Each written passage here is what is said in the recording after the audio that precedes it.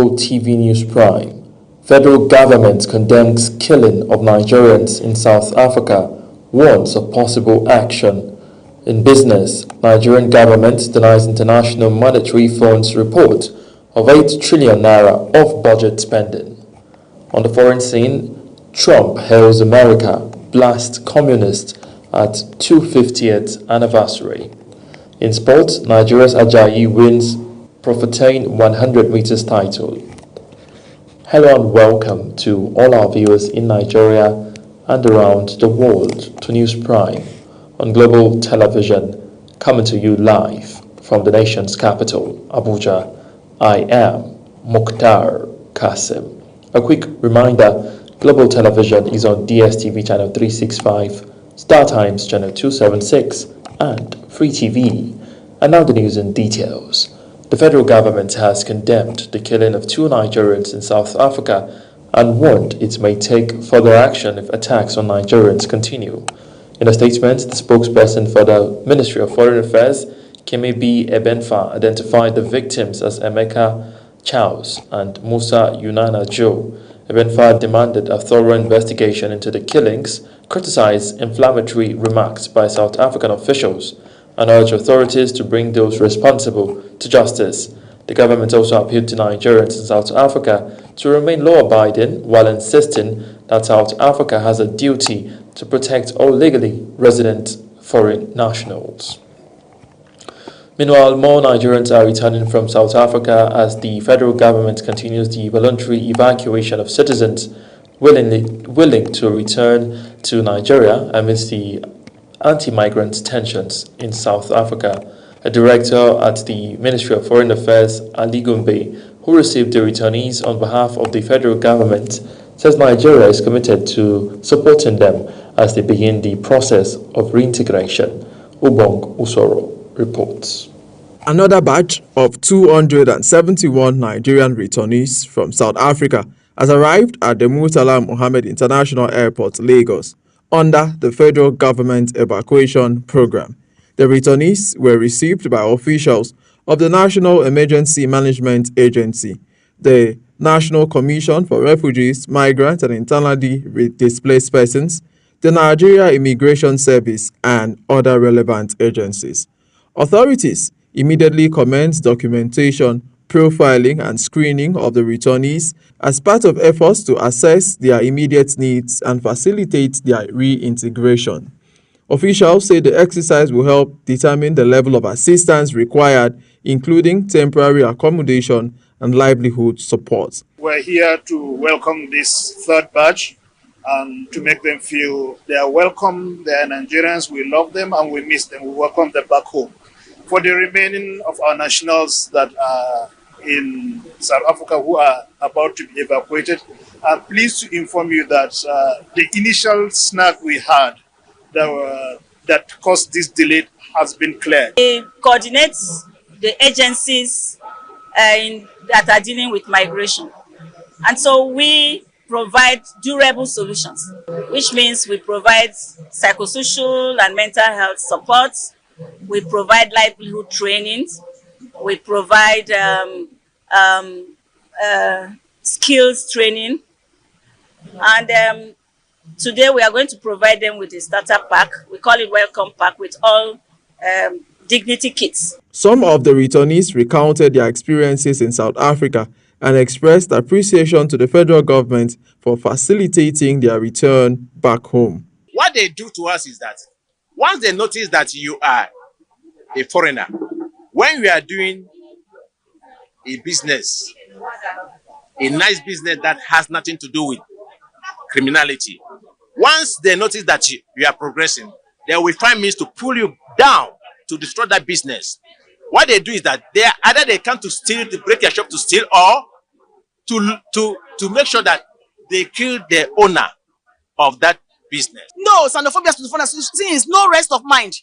Fighting, killing, go to your country, stealing your things. You walk and go. When you walk from here to here, papers. When you bring the papers, they will know they want to collect something, they will bribe and take everything. The federal government says it remains committed to protecting the welfare of Nigerians abroad and will continue to support citizens who choose to return home. Ubong Usoyo, Global TV News.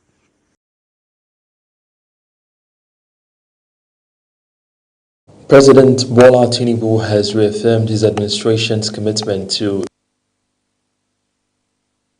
promoting peace and tackling insecurity. The president stated this while receiving the Holy See's Secretary for Relations with States and International Organization, Archbishop Paul Gallagher, strengthening security operations, development, education and healthcare. Archbishop Gallagher, who is in Nigeria to mark the 50th anniversary of relations, commended the administration efforts and convened Pope Leo XIV for the president's attendance at his inauguration. The federal government has flagged off the rehabilitation of the Bama, Banki, and Dikwa Gomboro Ngala roads in Borno State, describing the project as critical to and post-insurgency recovery in the northeast. Tinubu at the event, Vice President Kashim Shettima said the road project improvements for security agencies and boost economic activities across the region.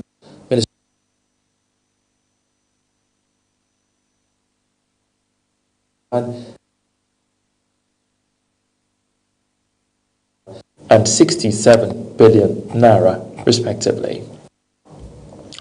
The Nigerian Senate says it will make the state police bill its top legislative priority when plenary resumes on Tuesday, with the constitutional amendment already transmitted to the 36 state houses of assembly for concurrence.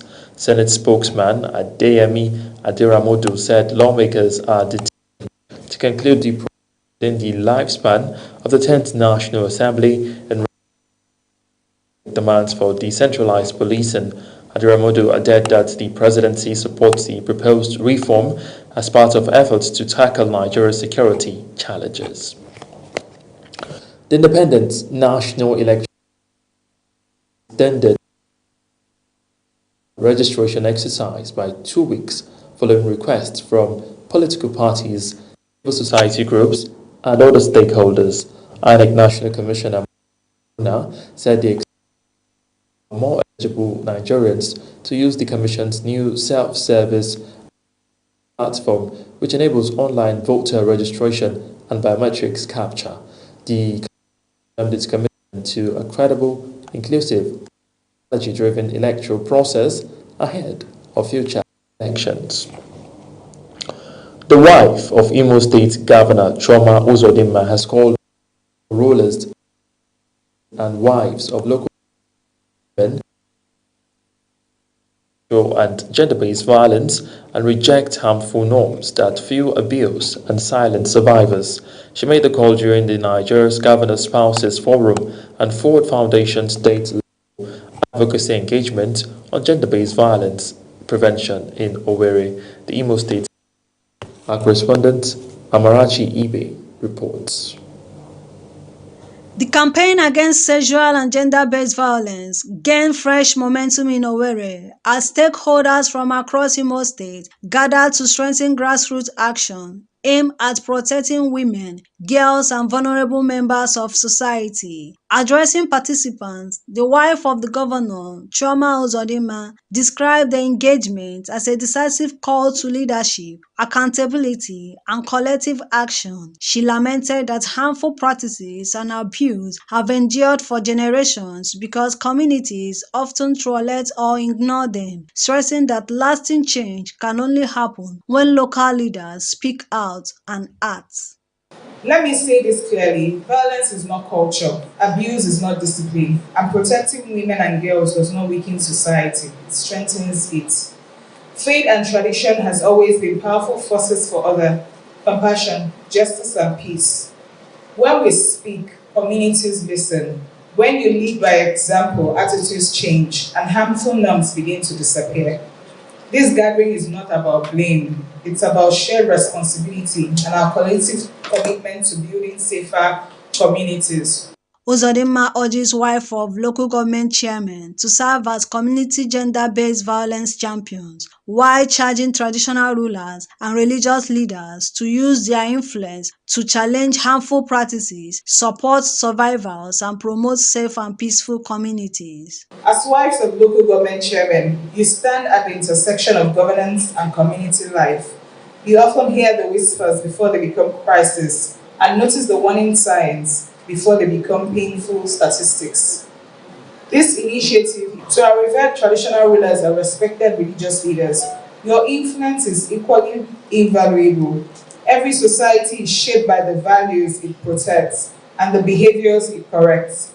Sexual and gender-based violence thrives where silence is mistaken for culture and where harm is excused as tradition. Director of Women Affairs, Dr. Blessing Azubike, stressed the importance of sustained public enlightenment, prompt reporting of abuse, and stronger collaborations among families, communities, and institutions to prevent violence and protect victims. So those deep-rooted norms and social norms that subordinate women and girls, we transfer them from generation to generation, and they are there. Stakeholders say the battle against gender-based violence cannot be won by government alone, insisting that communities, traditional institutions, and faith leaders must unite to break the culture of silence, protect survivors, and send a clear message that violence has no place in society.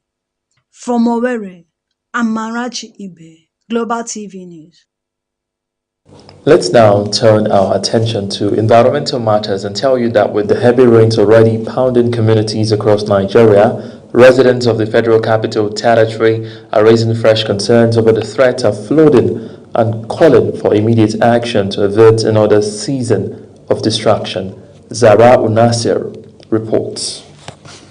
As rainfall becomes heavier and more frequent, fears of flooding are rapidly growing in many parts of the country.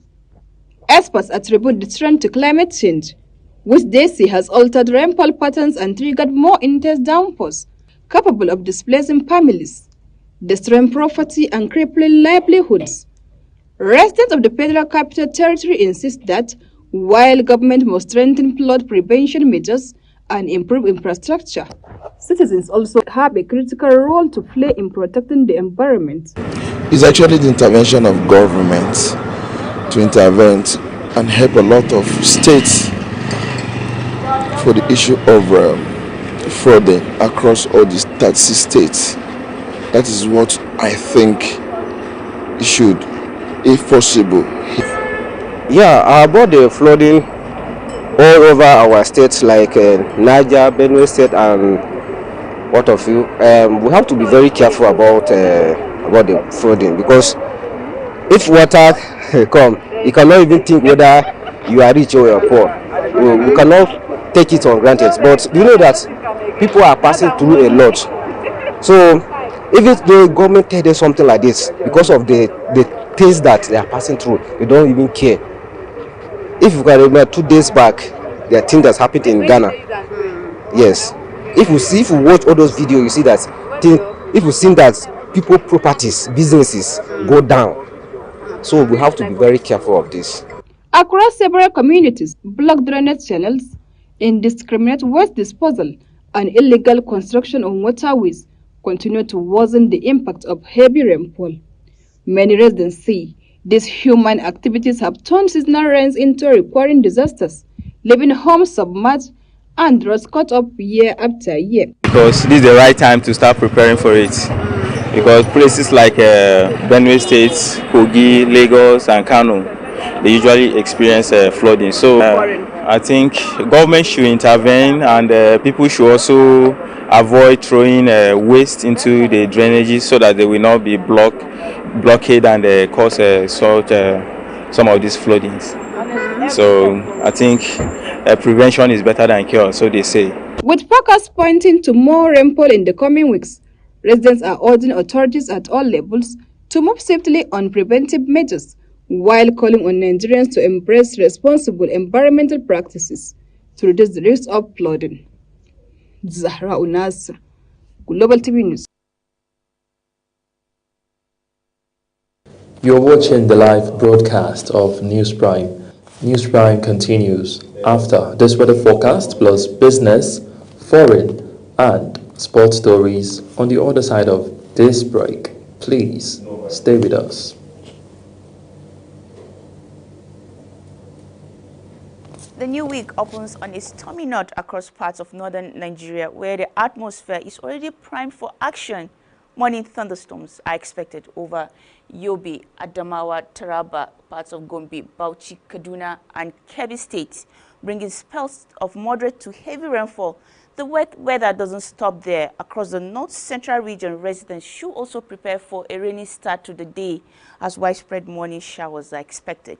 For the south, the rain band extends into parts of the coastal and the southeastern states, where we expect rainfall to affect parts of Cross River, Akwa Ibom, Rivers, parts of Lagos, Imo, Ogun, and Abia State. This condition is likely to affect the morning rush.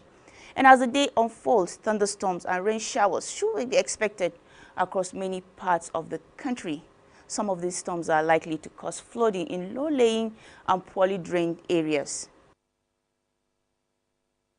And that's your Monday outlook. Stay informed, stay prepared, and have a safe and productive Monday. I am Akami Samarda.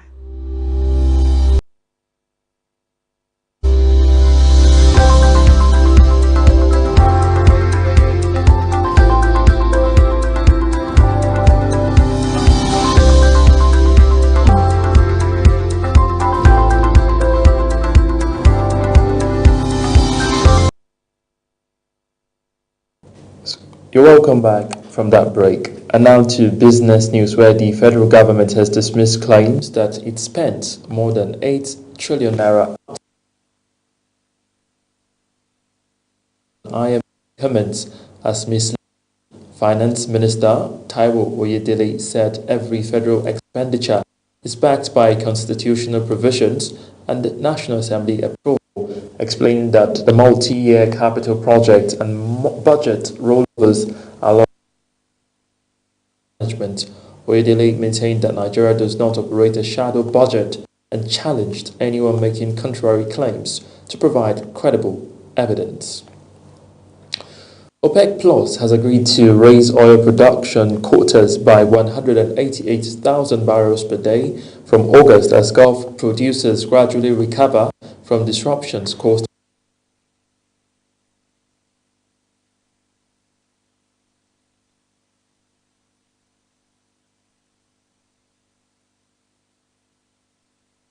export constraints. Analysts say production remains below target levels, but expect output to increase steadily as oil facilities and shipping operations return to normal. The federal government has spent 358.32 billion naira on electricity subsidies in the first quarter of 2026, despite continued blackout and challenges in the power sector. According to the Nigerian Electricity Regulatory Commission, the subsidy resulted from the government's decision to retain electricity tariffs at July 2024 rates instead of implementing cost-reflective pricing. The Commission also disclosed that the national grid suffered one total collapse and one partial collapse during the period, causing widespread power outage.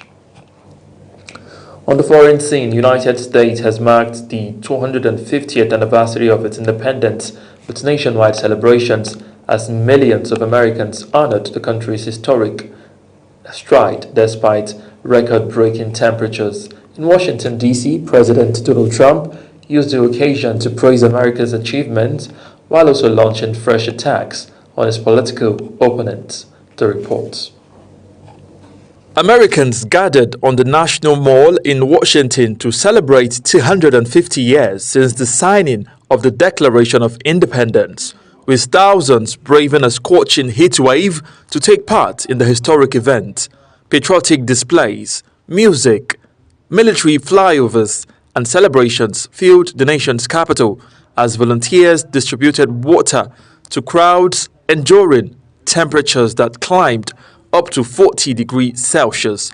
Many described the anniversary as a moment of pride, reflection, and gratitude for the country's journey over the past 2.5 centuries.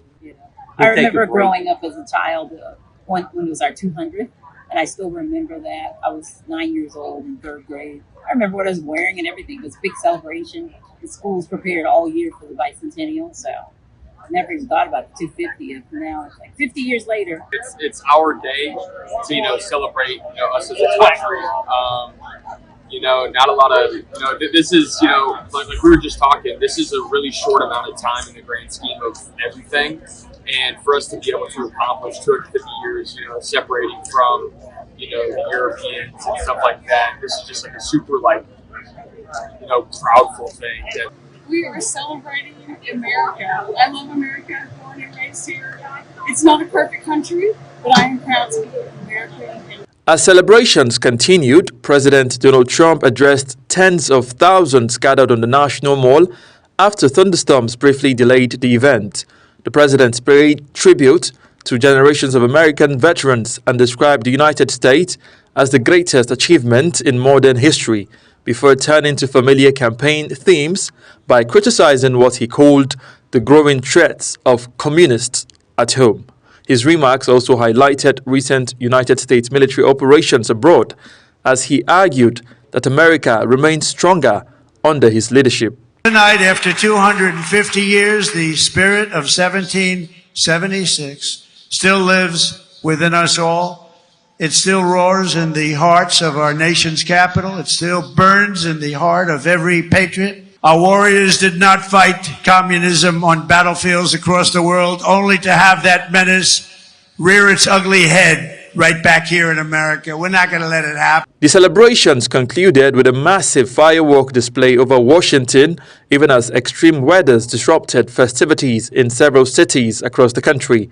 While the anniversary united millions in celebration of America's history, it also underscored the political division that comes to shape the nation's future.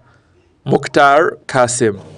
Meanwhile, millions of mourners have continued funeral ceremonies for Iran's late supreme leader Ayatollah Ali Khamenei in Tehran as politics and military leaders joined prayers amidst tight security and lingering tensions following the recent conflict with the United States and Israel. The report.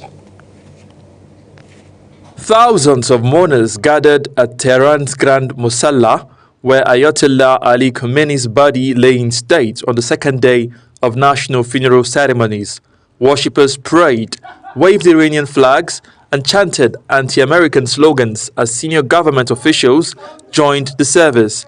President Masoud Pezeshkian, Revolutionary Guard Commander Ahmed Vahidi, and other top government officials attended the prayers, while Shia cleric Jafar Sobhani led the religious service. Authorities declared a public holiday and expect more than 10 million people to participate in ceremonies across the capital.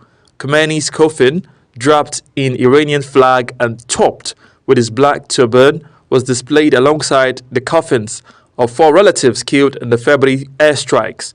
However, his son and successor, Mujtaba Khamenei, was notably absent from the public ceremony, with reports indicating he is still recovering from injuries sustained during the attack. Security remained tight around the Grand Musalla as mourners received water and refreshment amidst temperatures above 35 degrees Celsius. Officials also warned of possible crowd crushes as massive numbers continue to converge on funeral venue. Some mourners demanded justice and retaliation against those they blame for Khamenei's death, while delegations from regional allies, including Hezbollah, Hamas, and Yemen's Houthi movement, joined Iranian leaders to pay their respect.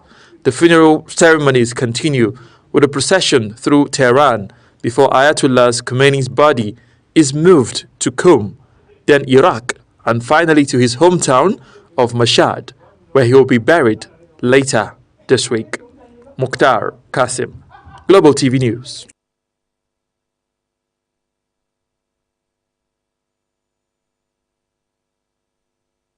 And now to sport. Nigeria's Kayinsola Ajayi has claimed the biggest victory of his career after defeating world champion Oblique Seville to win the men's 100 meters at the 2026 Prefontaine Classics in Oregon.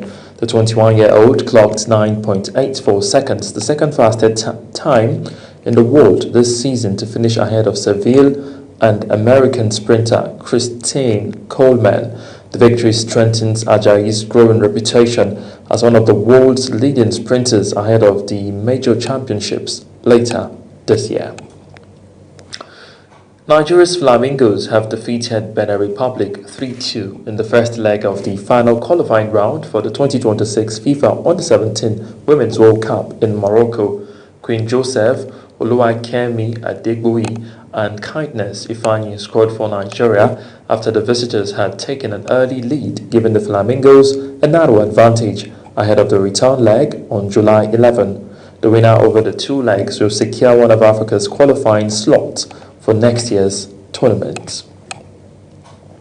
As Global TV News Prime comes to an end, here is a recap of our top stories. We brought you that the federal government has condemned the killing of two Nigerians in South Africa and warned it may take further action if attacks on Nigerians continue. In business, the federal government has dismissed claims that it spent more than 8 trillion naira outside the approved budget, describing reports based on IMF comments as misleading. On the foreign scene, you heard that the United States has marked the 250th anniversary of its independence with nationwide celebrations as millions of Americans honored the country's history despite record-breaking temperatures.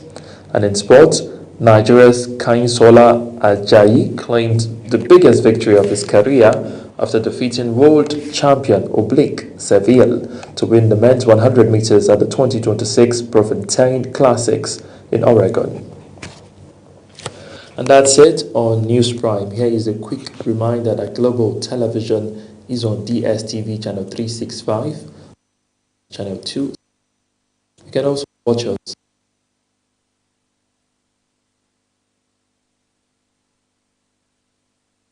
now. This